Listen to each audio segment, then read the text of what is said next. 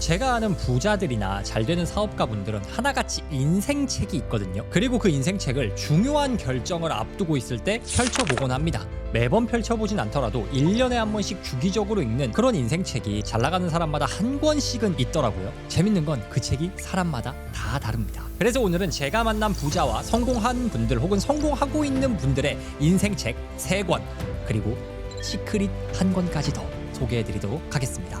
첫 번째 책은 이겁니다. 제로 투 원이에요. 저는 솔직히 이 책을 읽고 이 책 내용 자체가 막 너무 좋다까지는 생각이 안 들었거든요.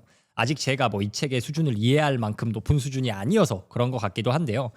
그런데 그 이 책을 인생책으로 뽑는 부자분들, 성공하신 분들도 뭐랄까 책이 막 너무 좋아요, 미쳤어요 보다는 이 책에 있는 메시지 하나에 주로 꽂혀 있더라고요. 그게 뭐냐면 작은 독점입니다. 이 책 37페이지에 이런 말이 있어요. 미국인들은 경쟁을 신성시하며 경쟁 덕분에 우리가 사회주의자들처럼 가난하지 않다고 말한다.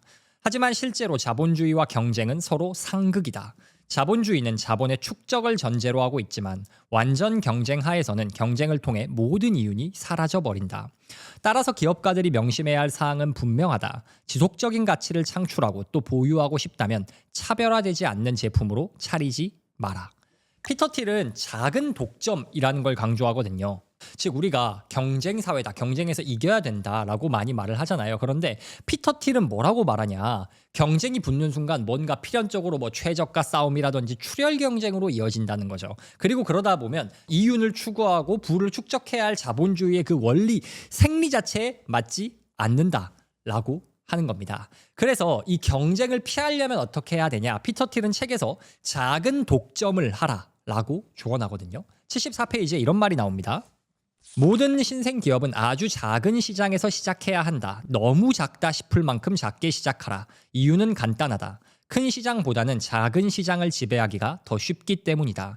초기 시장이 너무 클 수도 있겠다는 생각이 든다면 분명히 너무 큰 것이다.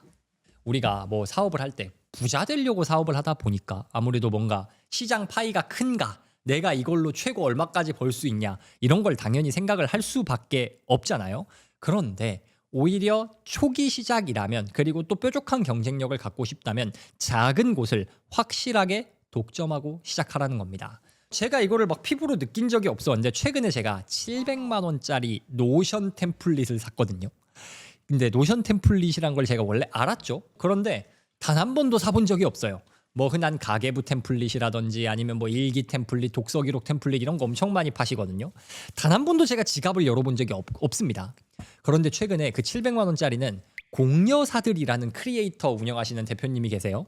그 공여사들이라는 곳에서 10인 미만 작은 기업에 딱 맞는 노션 템플릿 이렇게 해서 판매하시는 거예요.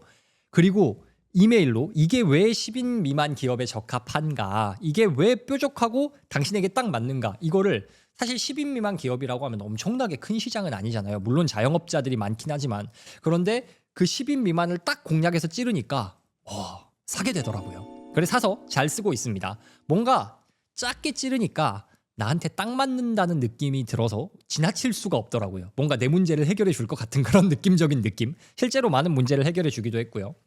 사람들은 뭔가 넓고 큰 시장이어야지 잘 팔릴 것이다, 천장이 높다 라고 생각을 많이 합니다. 그런데 실제로 주변에 잘 되는 분들 보면 그렇게 해서 사업을 잘 되는 분들도 있지만 대부분의 경우는 아주 좁은 시장을 뾰족하게, 타겟을 뾰족하게 정해서 공략을 하고 거기에서 와 저기 진짜 찐이다, 효과 좋다라고 하면은 거기에 딱 맞지 않더라도 근처에서 입소문을 들은 사람들이 붙으면서 그렇게 좀 더 확장되고 큰 시장을 먹어가더라고요.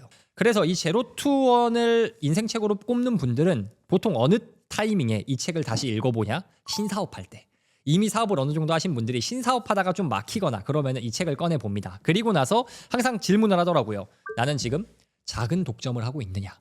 충분히 좁힐 만큼 좁혔느냐, 이런 걸 자문하는 용도로 이 책을 읽습니다. 그러면 우리가 일상에서 뭐 예를 들어 내가 업무 전문 분야를 정할 때 아니면 내가 사업을 할 때 내 아이템을 어떻게 좁힐 것이냐, 그거는 사실 정답이 정해져 있는 이야기는 아니지만 제가 이 책을 읽으면서 또 이번에 소개하면서 떠올랐던 책의 문구는 타이탄의 도구들이란 책이 있어요. 타이탄의 도구들에서 이런 말이 나옵니다. 상위 1%를 이기고 싶다면, 업계 최고를 이기고 싶다면 25% 이상 되는 역량 2개 이상을 결합해라. 뭐 하나에서 내가 1등을 찍긴 쉽지 않잖아요. 그런데 어떤 분야에서 한 25%, 또 다른 분야에서 한 18% 정도? 그러면 이 2개를 결합하는 순간 나는 대체할 수 없는 존재가 된다라는 거죠. 그리고 그게 바로 내가 공략할 뾰족한 시장이 될 수 있지 않을까. 실제로 이 방법을 적용하고 계신 분들, 작은 독점을 만들어가고 계신 분들은 그렇게 하고 계시더라고요. 저 같은 경우에 유튜브 실력을 따져보면 제가 뭐 대한민국 탑 10 이렇게 안에 못 들어가잖아요. 아마 능력치로 따져보면 제 생각엔 5% 안에는 들 것 같습니다. 충분히 경쟁력이 있지만은 그거 자체만 가지고 엄청나게 막 저 사람이 레전드다 이렇게 하긴 좀 어려운 수준이에요, 솔직히. 그런데 제가 최근에 많이 하는 생각인데 제가 교사 출신이거든요. 그리고 임용고시 수석 합격 경력이 있습니다. 그렇다는 말은 교육에 대한 이해도가 굉장히 높아요. 교육 분야에 대한. 그러면은 이 교육 분야에 대한 스킬과 유튜브 분야에서의 내 스킬을 결합하면은 교육에서 유튜브 하는 사람 중에서는 제가 생각할 때 딱 저보다 잘한다고 떠오르는 사람이 진짜 몇 명 없더라고요. 그래서 이쪽으로 이제 후속 사업을 파보려고 제가 생각을 하고 있는데, 어쨌든 핵심은 뭐다? 이 책을 인생책으로 꼽는 사람들이 뭐 이 책의 내용을 다 달달달 외운다기보다는 작은 독점으로 시작해야 한다는 그 메인 메시지에 많이 꽂혀 있더라고요. 그리고 재밌는 게 이 책을 보통 그 부자들이 성공하다가 한 번 꼬꾸라지고 다시 봐요. 왜냐면은 한 번 성공을 했어. 성과를 달성했어. 그래서 좀 취해 있어요. 이제 나는 뭘 해도 될 사람이야. 이렇게 자신감에 있어. 그래서 처음부터 큰 시장을 공략하려고 하다가 한번 실패를 경험하고, 야 이거 안 되네. 이걸 경험하고 나서 다시 한번 이 책을 봤다가 맞아. 이런 내용이 있었지. 작은 독점부터 해야지. 그래서 두 번째 사업을 또 다른 작은 독점 시장을 찾아서 하는 그런 케이스를 제가 그렇게 적용하시는 분을 엄청 큰 사업가 한 분 봤고요. 좀 이제 엄청 크다고 하는 기준은 매출을 100억 이상 하고 계신 그런 분 한 분 봤고요. 뭐 몇 억대 몇십억대 하고 계신 분들 중에서는 한 두세 명 정도 봤어요. 그래서 제가 아는 부자들 중에서 이 책을 인생책으로 꼽고 적용하신 분들이 좀 많아서 첫 번째로 소개해드렸습니다.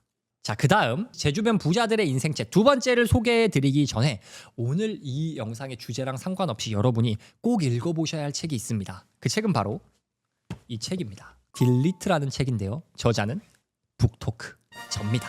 제가 처음으로, 사실 처음 책은 아니에요. 제가 예전에 임용고사 수험서를 쓴 적이 있어서 어쨌든 제 분야인 자기계발에선 처음 쓰는 책인데, 이 책이 일반 자기계발서랑 지금 소개하고 있는 책들이랑 뭐가 다르냐, 저는 요새 그렇게 생각하거든요. 우리의 인생이 뭔가 안 풀리고 뭔가 꼬이고 그런 원인이 뭘 몰라서냐, 정보가 부족해서냐, 저는 아니라고 생각합니다.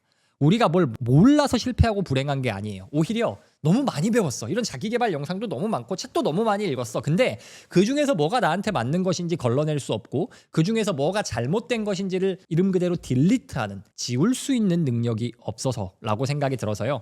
잘못 배운 걸 지우자라는 주제로 제가 책을 써봤습니다. 5월 달에 출시 예정이고요. 아마 이 영상이 업로드된 일 기준으로는 아직 출시를 안 했을 텐데, 고정 댓글을 클릭해서 대기 신청을 해주시면은 제가 제 책이 출간됐을 때 있을 다양한 이벤트가 있거든요. 그리고 경품 같은 것도 있는 그런 출간 이벤트가 준비되어 있습니다. 그래서 책이 출간될 때 가장 먼저 알려드릴 테니까요. 고정 댓글을 클릭해서 신청해 주시면 감사하겠습니다. 제 주변 부자들의 두 번째 인생책, 이거 진짜 많이 나오거든요. Start with Why입니다. 아까 이 제로 투 원이 뭔가 전략과 MBTI T의 영역이라면 이 스타트 위드 Y는 B전과 F의 영역이라고 할 수 있을 것 같아요. 근데 이 책을 진짜 인생책으로 뽑는 사람 정말 많고요. 중요한 결정을 내릴 때, 인생에서 중요한 결정을 내릴 때 다시 한번 펼쳐보는 사업가분들 정말 많이 봤습니다. 왜 그럴까요? 사실 이런 표현이 뭔가 적절할지 모르겠는데, 돈만 생각하고 스케일업을 많이 할 것만 생각하잖아요. 그러면은 이 제로 투 원에서 말하는 T의 영역, 그런 것만 딱딱딱 계산적으로 하면 되거든요. 그런데 이 인간이 계산으로 T 성향으로만 결정을 하는 존재는 아니더라고요. 뭔가 이거 돈 되겠다, 이거 괜찮은데 라고 하다가도 뭔가 문제가 생기거든요. 무조건 문제가 생겨요. 사업을 하건 새로운 도전을 하면 인생에는 무조건 문제가 생깁니다. 이건 디폴트예요. 그런데 그 역경과 문제를 넘어서게 해주는 거는 T의 영역, 뭐 잔고가 얼마가 찍힌다, 매출이 얼마가 찍힌다, 혹은 이성적으로 이게 돈 되는 사업이다, 이런 것도 있지만 그 위기에서 인간을 버티게 해주는 거는 보통 내가 이 일을 왜 하는가, 나는 이 일에서 보람을 느끼는가, 나는 무엇에 기여하고 있는가, 이런 Y의 영역, F의 영역 같은 거거든요. 83페이지에 이런 말이 나옵니다. 자신의 Y가 무엇인지 알아야만 성공하는 것은 아니다. 하지만 성공을 오래도록 지속하고 혁신을 이루며 변화에 걸맞은 유연성을 발휘하고 싶다면 Y를 아는 것이 유일한 길이다. Y가 흐릿해지면 기존의 성공을 이끌었던 성장 동력과 고객 충성도를 유지하기가 훨씬 어려워진다. 여기서 어렵다는 말은 영감을 주는 방법으로 구매를 유도하는 대신 결국 조종 전략을 선택한다는 뜻이다. 조종 전략은 앞서 말했듯이 단기적으로 효과적이지만 길게 보면 큰 비용이 따른다. 뭐 사실 Y, 내가 왜 일을 하는지 명확해야 된다. 그래야만 돈을 버는 건 아니거든요. 세상에 짜치는 방식으로 돈 버는 거 많아요. 후킹 많이 해가지고 막 진짜 만병통치약처럼 뭐를 파이거나 아니면은 뭐 딸깍하면은 뭐 얼마를 번다거나 이런 식으로.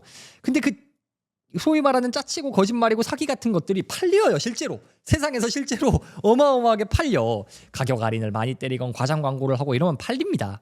때로는 더 잘 팔리기도 해요. 그런데 그런 것들은 일종의 조종 전략이죠. 사람들의 심리적 어떤 고민이나 이런 것들을 훅훅 해가지고 건드려가지고 그거를 자극하는 방식. 그런데 그렇게 해서 팔린 것들은 재구매가 안 돼요. 팬이 생기지 않아요. 그리고 그런 걸 떠나서 내가 동기부여가 잘 안 됩니다. 정말로 돈만 보고 돈에 미친 사람이라면은 뭐 그딴 게 뭔 중요해, 돈 되는데 할 수 있지만 제가 만나본 대부분의 사람들은 그게 안 돼요. 그러면 고객이 그냥 제품 사용자가 아니라 팬이 되게 만드는 방법, 그리고 내가 지속적으로 나 자신을 동기부여할 수 있는 방법은 어디서 오냐? 이 Y, 내가 왜 일하는지 본질적인 목적을 생각해 보는 것.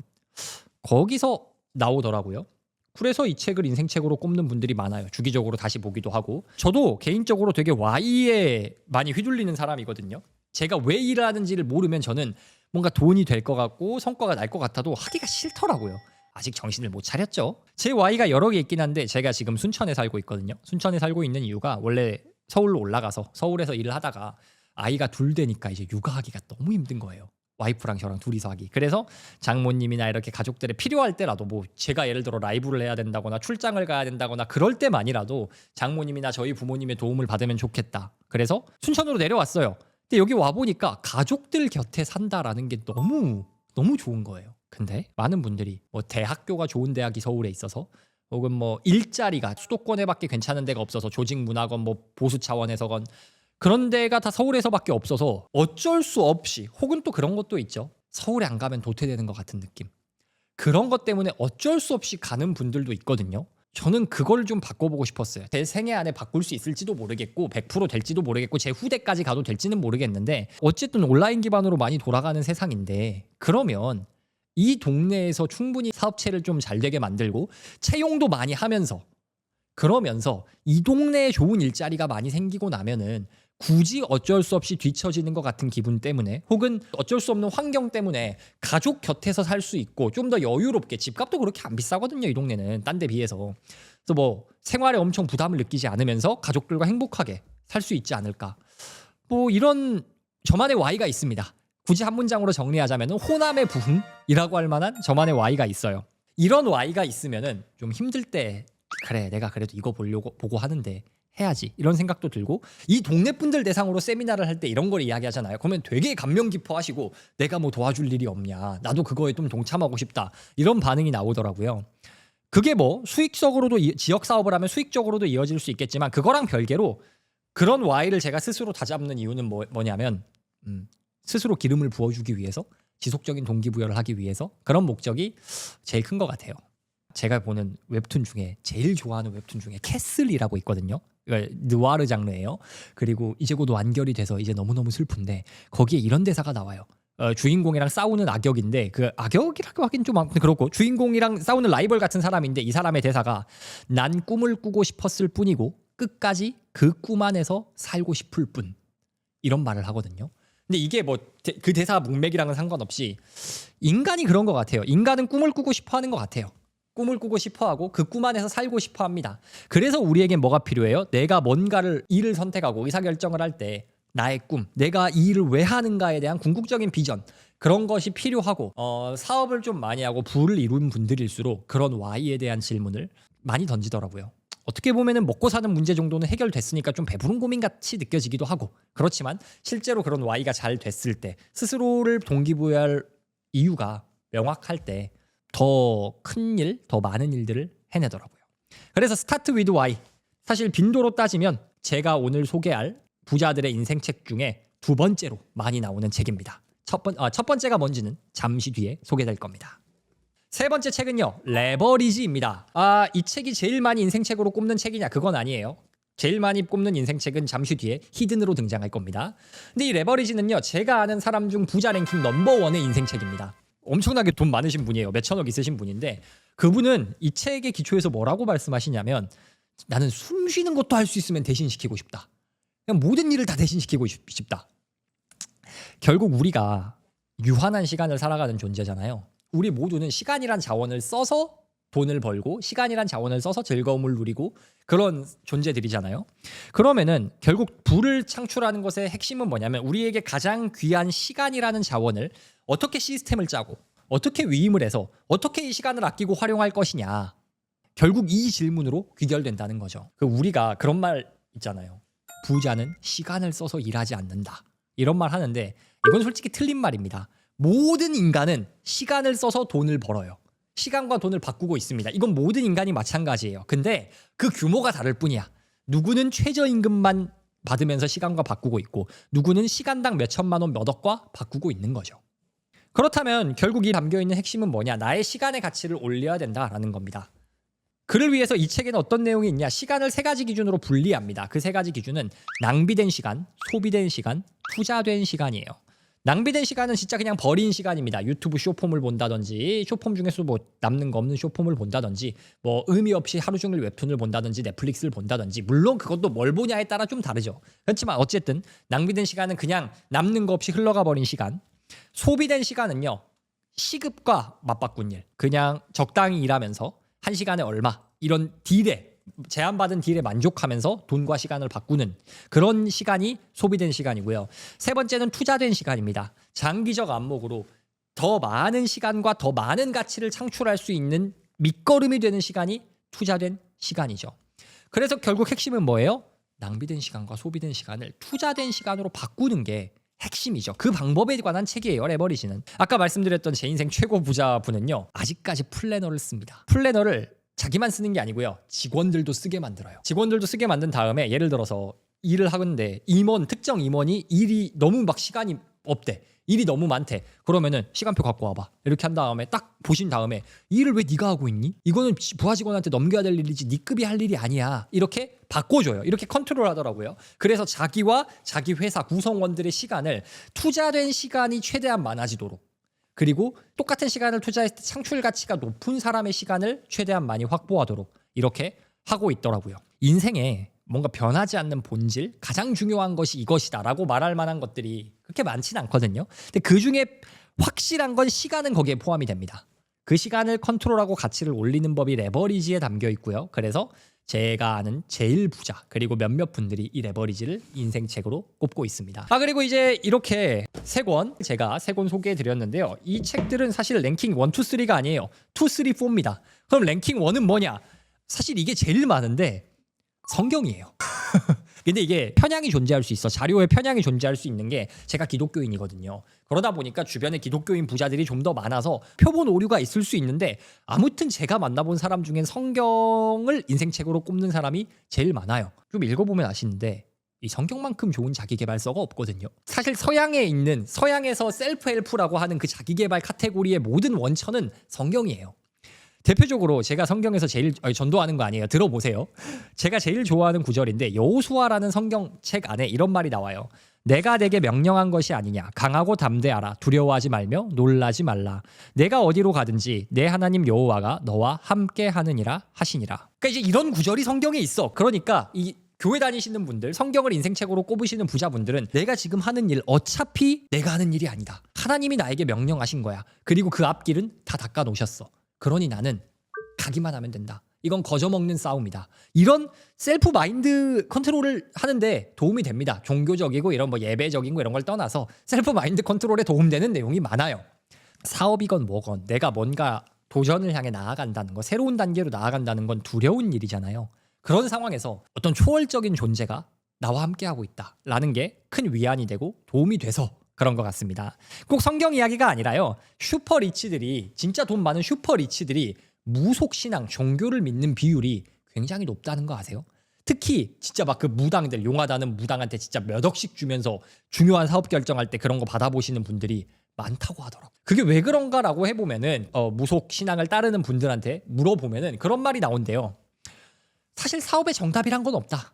인생에 어차피 정답이란 건 없는데 그래서 내가 어쨌든 선택을 해야 되는데 선택을 한 다음 정답으로 만들어가는 것이지 그냥 무조건 정답이 정해져 있는 게 아니다. 그렇기에 나에게 필요한 건 뭐다? 이게 정답이 될 때까지 내가 이걸 정답으로 바꿔낼 때까지 스스로에게 부여할 확신이 필요한데 그 확신을 위해서 나는 저걸 따른다. 이렇게 답변을 한다고 하더라고요.